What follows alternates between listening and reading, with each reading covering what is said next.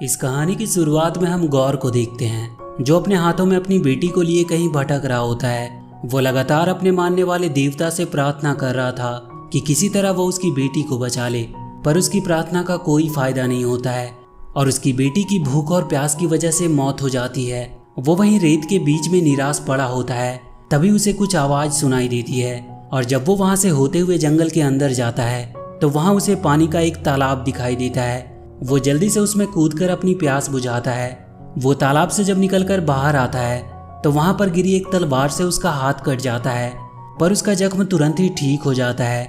वहीं कुछ दूर पे उसे कुछ फल भी दिखाई देते हैं और वो उन पे भूखे जानवरों की तरह टूट पड़ता है। कुछ देर के बाद वहां पे प्रकाश के देवता आते हैं जिसे गौर पूजा करता था। गौर उससे कहता है कि वो उसका आखिरी भक्त है। उसकी धरती सूख गई और सारे जीवों का अंत हो गया, पर वो अब भी उन्हें दिल से अपना देवता मानता है और उसे उम्मीद है कि वो उसकी मनोकामना जरूर पूरी करेंगे। इस पर प्रकाश का देवता हंसते हुए कहता है कि उसने नेक्रोसॉर्ड के धारक को अभी अभी खत्म किया है, जो उसे मारकर उसके साम्राज्य का अंत करने आया था, और वो उसके जैसे किसी तुच्छ प्राणी की मनोकामना क्यों पूरी करेगा। पर गौर उससे कहता है कि उसके साम्राज्य का अंत तो पहले ही हो चुका है, क्योंकि उसे अब पूजने वाला कोई नहीं बचा है। पर उस देवता को इसकी कोई चिंता नहीं थी, क्योंकि उसे उम्मीद थी कि उसके जैसे और भी कई लोग आ जाएंगे। गौर उससे कहता है कि उन्होंने कितने कष्ट सहे, उसकी बेटी मर गई, पर फिर भी वो इसी उम्मीद से उन्हें पूजता रहा कि एक दिन वो उसकी मनोकामना जरूर पूरी करेंगे। वो देवता उससे कहता है कि उनके लिए बलि देना ही एक भक्त का सौभाग्य है और यही उसकी नियति भी है। ये सब सुनकर गौर का उससे विश्वास उठ जाता है और वो उससे कहता है कि वो कोई देवता नहीं है और अपने गले में पहने उसकी ताबीज को उतार कर फेंक देता है। पर इससे प्रकाश का देवता गुस्सा हो जाता है और वो उसे उठाकर मारने ही वाला होता है कि तभी वहां पर पड़ी नेक्रोसॉर्ड गौर के हाथ में आ जाती है और उसकी पावर भी उसके अंदर आ जाती है और वो उस तलवार से उस देवता को मार देता है और ये कसम खाता है कि आज से वो किसी भी देवता को जिंदा नहीं छोड़ेगा। अगले सीन में हम थॉर को देखते हैं जो एक पेड़ के नीचे बैठकर ध्यान लगा रहा होता है। वहीं कॉर्क कुछ लोगों को थॉर की कहानियां बता रहा था कि कैसे वो बचपन से ही उन लोगों के लिए लड़ता आया है जो खुद नहीं लड़ सकते, और फिर कैसे वो जेन फॉस्टर से मिला, पर जल्दी वो दोनों अलग भी हो गए।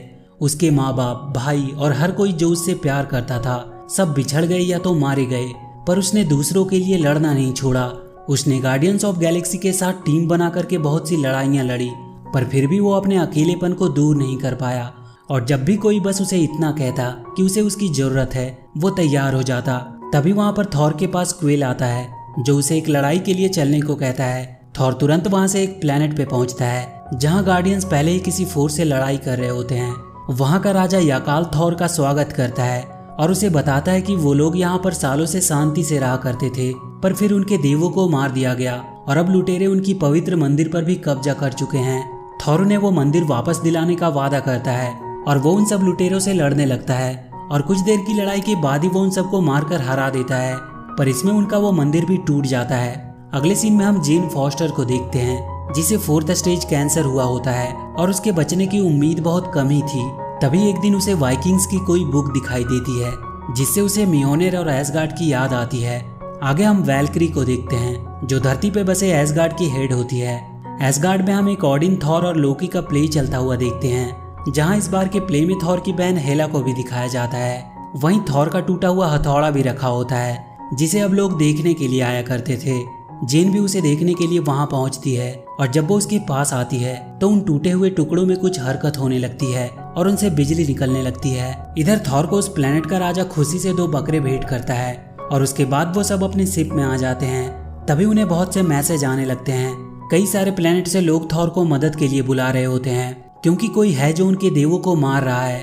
तभी थॉर की एक दोस्त शिप भी उसे मदद के लिए बुला रही थी। थॉर तुरंत अपने शिप को स्टार्ट करके वहां से चलने को कहता है, पर क्वेल उससे कहता है कि वो अलग अलग जाएंगे तो ज्यादा अच्छा रहेगा क्योंकि बहुत से लोग मदद मांग रहे होते हैं।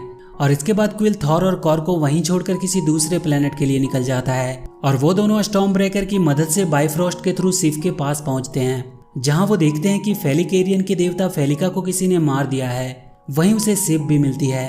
वो थॉर को बताती है कि जिसने उन्हें मारा उसका अगला टारगेट एसगार्ड है और वो अभी वहीं जा रहा है। इधर गौर एसगार्ड तक पहुंच चुका होता है। उसके राक्षस वहां पे हमला करने लगते हैं, पर तभी वहां पर वैल्क्री अपने उड़ते हुए घोड़े पर आती है और उन सब पे हमला करने लगती है। थॉर भी वहां पहुंच जाता है और वो उन सब से लड़ने लगता है, पर तभी थॉर को वहाँ अपना हथौड़ा दिखाई देता है। उसे समझ नहीं आ रहा होता है कि उसे चला कौन रहा है। तभी वो वहाँ पे एक लेडी थॉर को देखता है जो उसके हथौड़े को चला रही होती है। पर जब वो उसे जाकर मिलता है तो वो पूरी तरह से हैरान हो जाता है, क्योंकि वो उसकी एक्स गर्लफ्रेंड जेन होती है।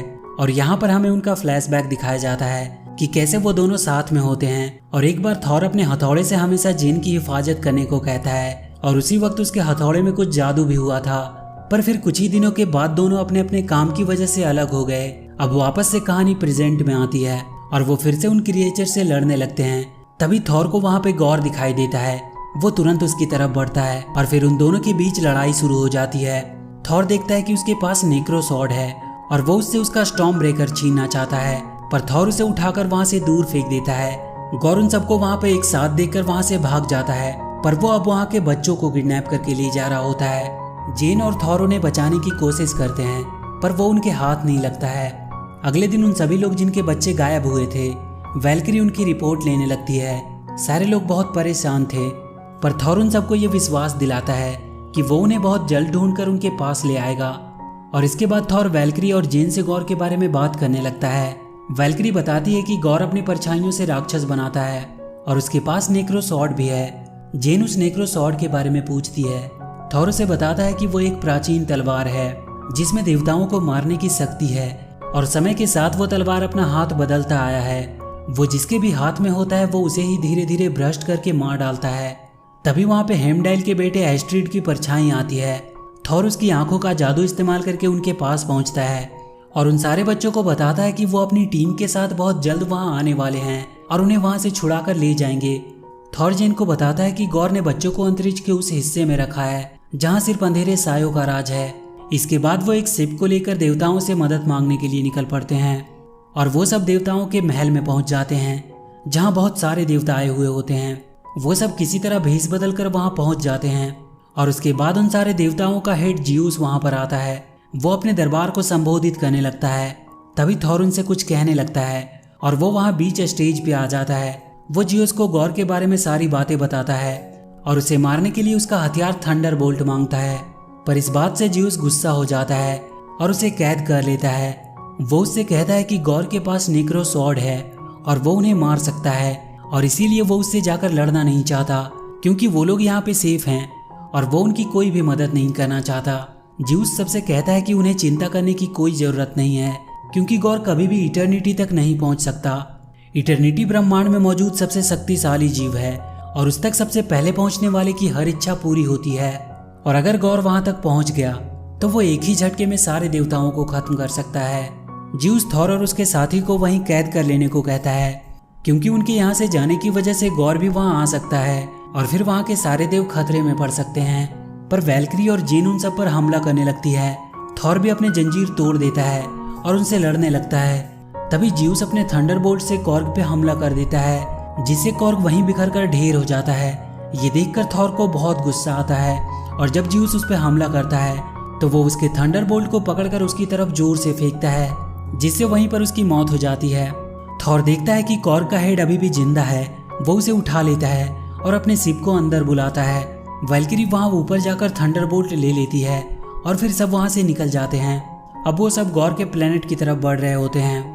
वहीं थॉर जेन से कहता है कि वो अब भी उससे प्यार करता है। जेन उसे बताती है कि उसे कैंसर है और वो मर रही है।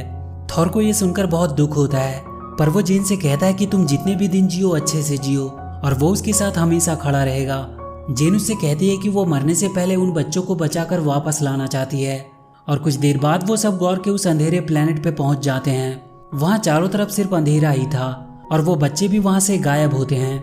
जेन को वहां कुछ पोस्टर मिलते हैं जिनमें स्टॉर्म ब्रेकर के थ्रू इटर्निटी तक पहुंचने का जरिया दिखाया गया होता है। वो समझ जाती है कि गॉर स्टॉर्म ब्रेकर को पाना चाहता है, इसीलिए वो तुरंत उसे उठाकर वहां से कहीं दूर फेंक देती है। और तभी वहां पर गॉर आता है। जेन उसके ऊपर हमला करती है, पर वो उन सबको अपने पावर से कैद कर लेता है और थॉर से स्टॉर्म ब्रेकर देने को कहता है और वो जेन और वैल्किरी को मारने लगता है। थॉर के पास अब कोई रास्ता नहीं था। वो स्टॉर्म ब्रेकर को बुला लेता है और वहां चारों तरफ जोरदार बिजली गिरती है। गॉर अपने क्रिएचर्स को बनाने लगता है और इसके बाद वो थॉर से लड़ने लगता है। वैल्किरी और जेन उसके क्रिएचर से लड़ रहे होते हैं और एक समय ऐसा आता है जब गॉर वैल्किरी को थंडरबोल्ट से मारकर घायल कर देता है। जेन उसे तुरंत वहां से निकालने को कहती है। थॉर गॉर को रोकते हुए स्टॉर्म ब्रेकर से घर ले जाने को कहता है और इसके तुरंत बाद वहां पे बाइफ्रोस्ट खुल जाता है।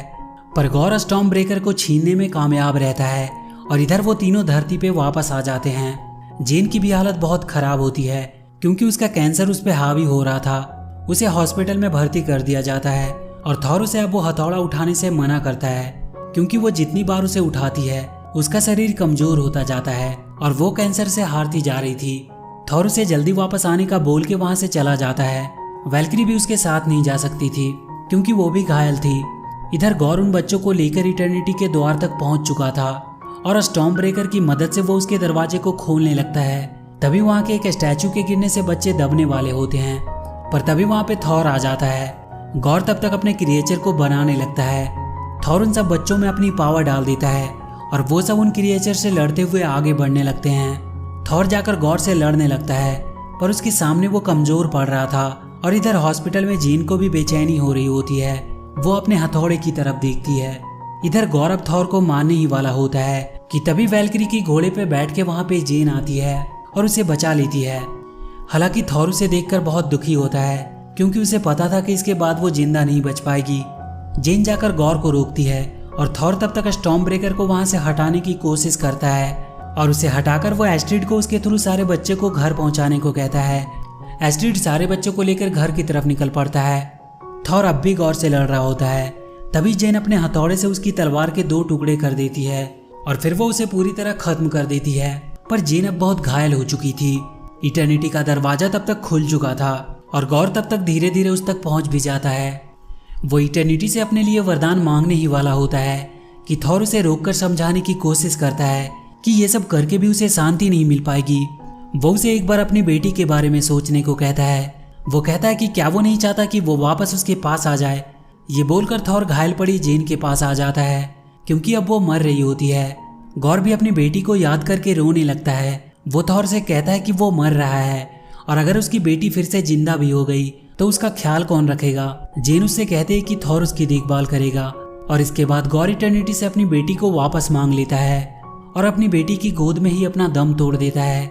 जेन भी मरने से पहले थॉर को अपनी लाइफ खुल के जीने को कहती है और उस बच्ची का देखभाल करने को कहती है। इसके बाद हम उन सारे बच्चों को अपने माँ बाप से मिलते हुए देखते हैं और वैल्किरी उन सबको लड़ने की ट्रेनिंग दे रही होती है। थॉर को अब जीने का मकसद मिल चुका था और वो गौर की बेटी का अच्छे से ख्याल रख रहा होता है। गौर की बेटी में भी सुपर पावर्स होती है और वो भी थॉर के साथ मिलकर उन लोगों के लिए लड़ने लगी जो खुद के लिए नहीं लड़ सकते। और लास्ट में हमें दिखाया जाता है कि जियोस अभी तक मरा नहीं था। वो कह रहा होता है कि पहले लोग उनसे डरते थे और अपने लिए रहम की भीख मांगते थे जब वो आकाश की तरफ देखते थे, ये सोचे बिना कि वो सुन भी रहे हैं या नहीं। पर आज जब वो लोग ऊपर आकाश में देखते हैं तो वो सुपर हीरोज को देखना चाहते हैं। देवता तो जैसे उनके लिए मजाक बन गए हैं, पर अब उन्हें फिर से भय का एहसास होगा जब थॉर आसमान से नीचे गिरेगा। वो अपने बेटे हरक्यूलिस को ऐसा करने का ऑर्डर देता है और इसी के साथ ये मूवी यहीं पर खत्म हो जाती है। तो वीडियो अगर अच्छी लगी हो तो please do like and share the video and please subscribe to my channel and press that bell icon.